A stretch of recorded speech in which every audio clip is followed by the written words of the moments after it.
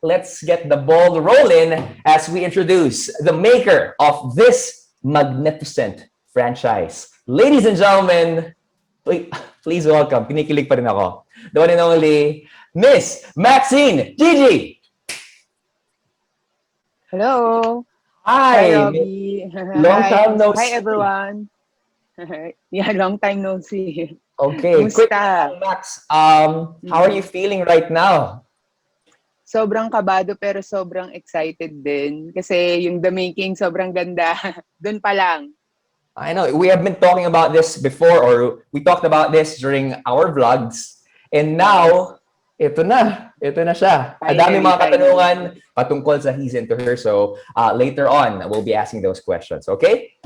Thank you so much, Max. And we've got the brains behind the Four Sisters franchise, A Love Story, One More Chance, A Second Chance, at marami pang iba. The head writer of He's Into Her, Miss Vanessa Valdez. Miss Van! Hi, good afternoon. Hello! Hi, Robbie. Nice to see you here. Nice to see you, ma'am. I promise, yung mga jokes po natin mamaya na lang doon sa isang chatroom, no? But you wanna say hi sa lahat ng mga kapamilya natin? Everyone who's watching now, and then special hello to the fans na alam kong matagal nang nakatutok at nag-iintay dito sa General Assembly. Salamat po sa inyong patuloy na pag-support. They're going crazy right now, Miss Van. Maraming salamat. And of course, the captain of the ship, Direk Chad V. Vedanes. Hello, good afternoon po. Direk Chad, Yeah. makita, dati, nung grade school ako, college na po kayo. Oh, talaga? Parang baliktad, Robbie, ah. Baliktad nga. But ang dami natin mga katanungan, syempre, regarding the technicalities of the whole program, kung paano nyo nga ba nakatrabaho, or how the experience was para dito sa He's Into Her. Pero before that one, you wanna say hi sa lahat ng mga kapamilya natin? Yeah, magandang hapon po sa lahat na nanonood, sa mga fans po ni Miss Max, ng He's Into Her, ng cast. Maraming salamat po sa never-ending support and sa patience. Ayun po, sana mapasaya po namin kayo sa napakagandang kwento na to. And sana ma-inspire din namin kayo sa lessons ng journey ng bawat character. And syempre may love sa mga bagong love teams and also sa bawat characters natin. Ako nga lang, umpisa pa lang, Direk Chad, na-in-love na ako sa'yo eh. Naku. Stop it, okay? Okay, later on, marami tayong mga tanong from the press, of course, para sa ating big three, no? Pero in every story, there are different roles and elements which are really vital to paint and create a beautiful picture. Now, let's get to meet our characters. And first up, let's have our wingmen, Jello Marquez and Limer Veloso. Hello po mga... Hello po. Magandang hapon po sa inyo lahat. Hello po. Magandang hapon po mga kapamilya. Ako po si Limer Veloso.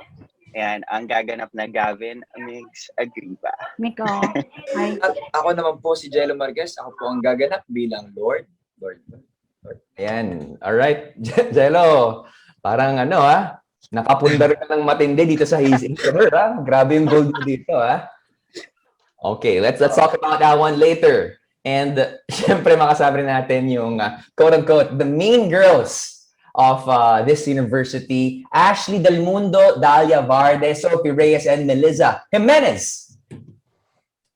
Hello po. Hello, Melissa. Hi. Okay, let's start with I think Melissa could go first and greet the audience. Hello po. Ako po si Melissa Jimenez. I will be playing Elle po. Sophie? Hi everyone, hi kapamilya. Thank you so much for watching. We're so happy to be here. I'm Sophie Reyes and I'll be playing Amy. Amy, right there. Dahlia? Hi po, ako po si Dalia Varde. Thank you so much for having me and I'll be playing Kim Gozon. Okay, Kim is right there. Ashley? Hi, I'm Ashley Del Mundo and I'm playing Chloe Gomez. Oh, nice to see you right here, Ashley. Nice to see you, Kuya. At least not Tito, no? Okay, we got the love team in our story. Joao and Kriza. Hello, everyone. Yo, Joao. Ayan, Hi po! there.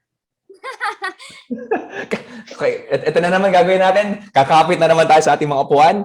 Kriza, can you say hi to everyone?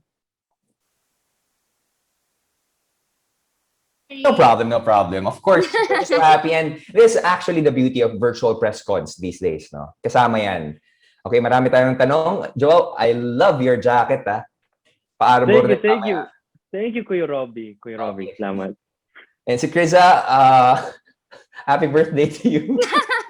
Sorry po! Kanina ko pa gustong sabihin yan eh. Kanina ko pa gusto sabihin yan. But Mukha po bang birthday ko? Sorry. every day, of course, because it's a celebration of love and courage. Lalo na for he's into her. Are you in love right now? Ako po? Hindi, si Maxine. Maxine. Nakakabigla po yung mga questions. Mamaya, sige, ihihinto muna natin yan. As we get to talk to our rising stars, Kaori, we got Reese, Jeremiah, and Vivery. Hello, Hi, Kuya Robbie. Hello, everyone. Magandang hapon po. Magandang hapon po mga kapamilya. Grabing rice artist natin, sobrang blooming, ha? Okay. Kami lang to, Kuya Robbie. Ano ka ba? Hindi. Pero, Ano? Tama na ito. Tama na ito. Okay. And of course, ang gaganap na Max and Dave sa ating He's Into Her. Ihanda nyo na yung mga kilig bones nyo dahil narito na ang Donny Pangilinan and Belle Mariano. Hello! Hello, Kuya Robbie! Hello sa lahat ng nanonood sa atin. Hello rin sa vloggers, sa press and media. Hello. Thank you for Belle? Belle? Vlog ba? Gusto ko sabihin na nawawala si Belle pero hindi po siya nawawala na kay Donny po siya. Donny! Okay na. Okay. Kuya Robs, Oh, ngayon ko lang nakita na grabe. It's such an honor to be with a veteran. Thank you so much for being here. Kasar ka. But Donny, you wanna say hi sa ating mga pamilya? Belle, na nabati na yung mga friends natin from the media, the press. Yes, of course, to everyone watching, hello. Thank you so much for tuning in. I know you guys have been waiting for so long. You've been tweeting for so long, trending for so long. We're all here. We're ready to face your questions, to just talk about the show, and let's do this. I'm excited. Can I mention, Donny? Nag-message po sa akin si Donny dito sa direct message area sa ating chat room. Ano sabi mo? Robs, wag mo na itanong yung isang question na ganito. Tatanong ko, bro. Ganda ka. Wala akong sinabing ganun, ha? Mamaya, iti-tweet ko po, huwag kayong mag-alala. Pero sa lahat ng mga kapamilya po natin, mga biggest fans of He's Into Her, alam kong matagal yun ang hinihintay ito. And actually, this is the very first time we'll be releasing this. Ladies and gentlemen, feast your eyes on the official trailer of He's Into Her. Watch this.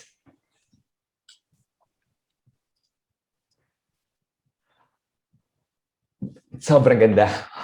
Naiyak ako. Is it showing right now? Yep, not yet. Okay. Kamusta ka naman, Robbie? I'm good. Good, Direk. Are we... Oh, okay. Sige. Since... yun nga eh. We're waiting for that one to air. Baka mamaya later on, maybe you can help us make that one trend by tweeting or using the official hashtag He's Into Her trailer. So that's the official trailer para sa ating gargantuan project. Grabe. Nilalabas ko na yung mga big words. Kinakabahan ako pag nag-stretch ako. But this time, I just want to say thank you sa lahat ng mga kasama natin, to the cast, to the director, to our writers, and the maker of this wonderful project. Donny, natatawa ka. Simulan na natin ang ating Q&A dito. And I think the first one, who would be asking question would be James Miguel of Showbiz Ganap. Okay? Gusto kong sabihin na maraming salamat po sa lahat ng mga kapamilya natin na nag-tweet ng HIH General Assembly and Don Belle, he's into her trailer. Thank you.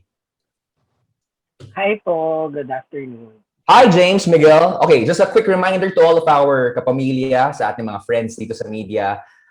Is it okay if we limit the questions to 2? Para mas magkaroon ng chance yung mga kapamilya nating iba. Alright, James Miguel? Okay, I love Yung your... first question ko for Donny.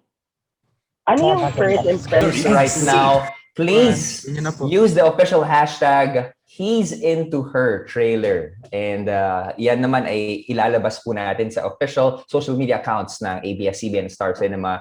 Maraming salamat. I know we got James Miguel of Showbiz Ganap kanina dito, but before we have him ask questions, let me throw in the first question.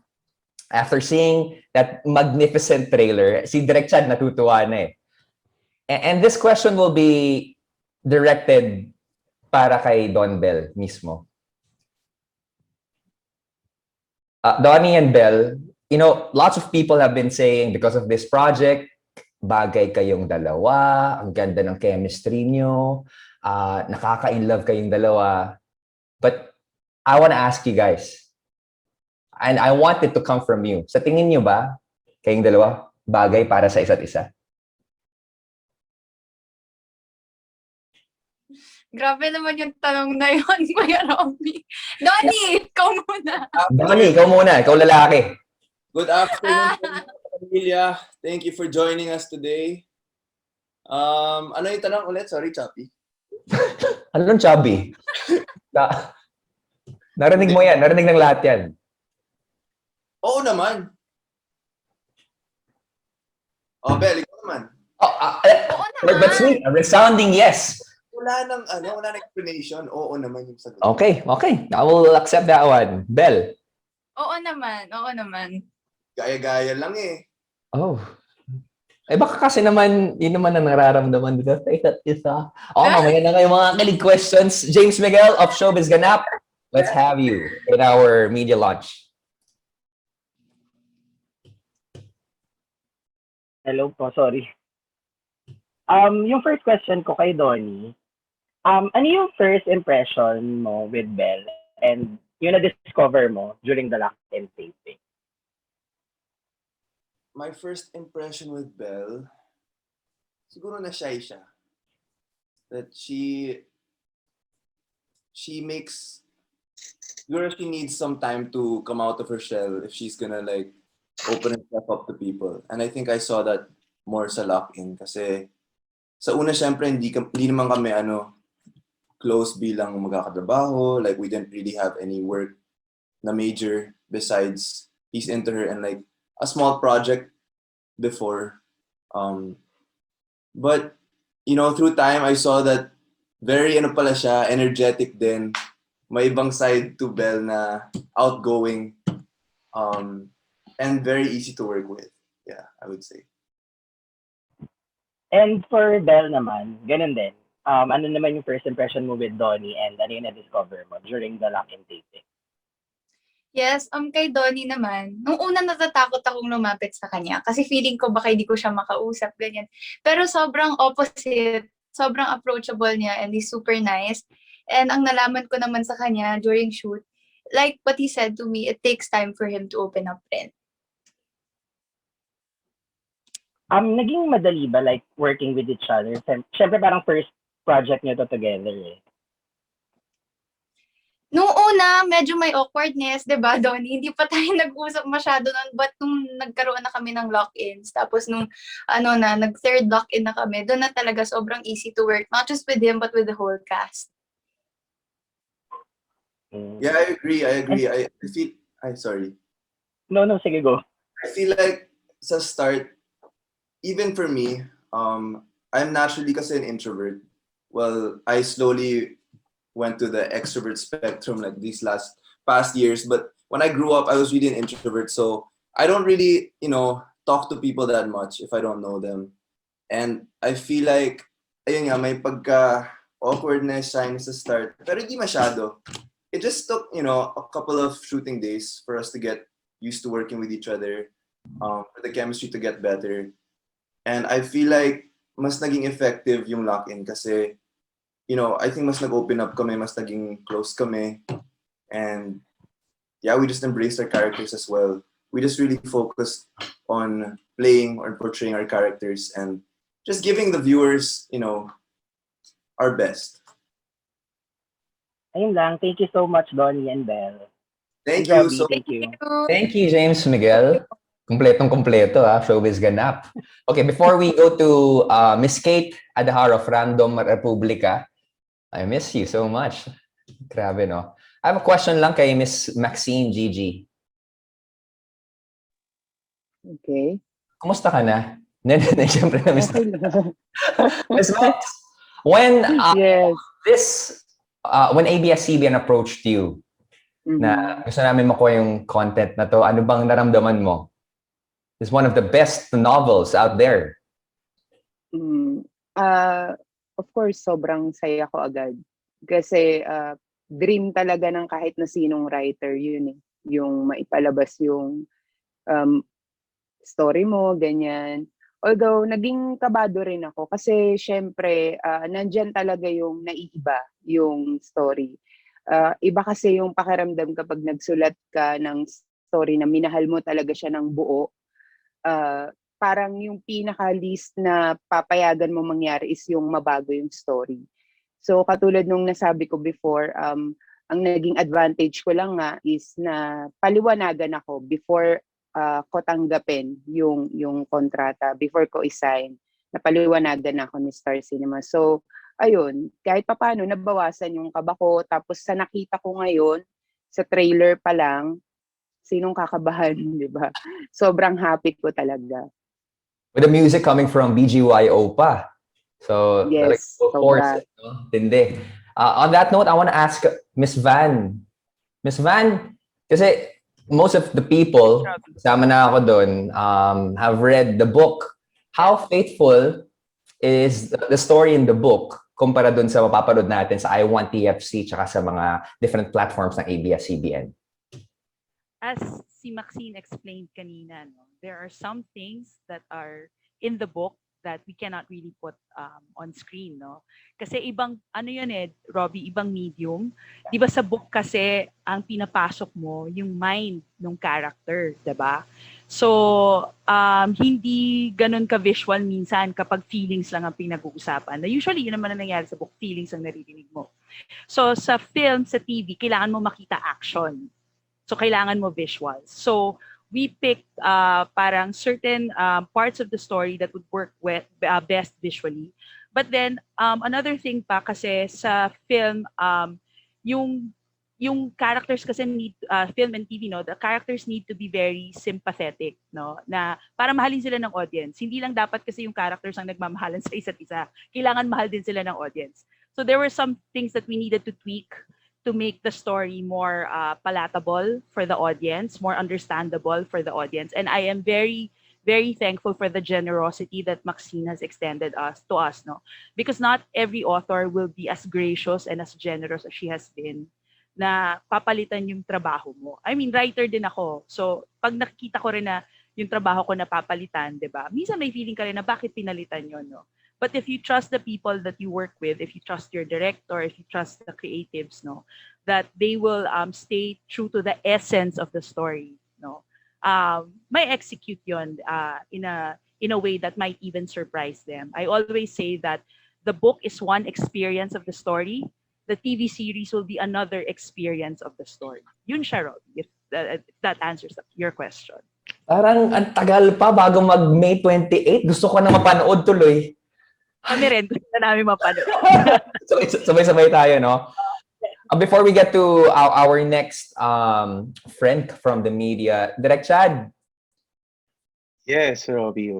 Direk Chad, kasi I've seen some snippets, the commercial kung saan pinapakita na a new generation of artists would rise, new love teams, papanood natin. Syempre, kasama dun sa barko na yon, yung captain.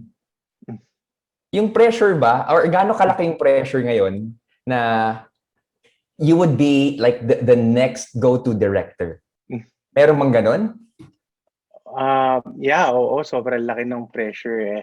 Kasi syempre, I'm very grateful for Star Cinema and for trusting me and giving me a chance for the adaptation of this well-known series. And yun nga, kasi yung to help build this new generation of stars.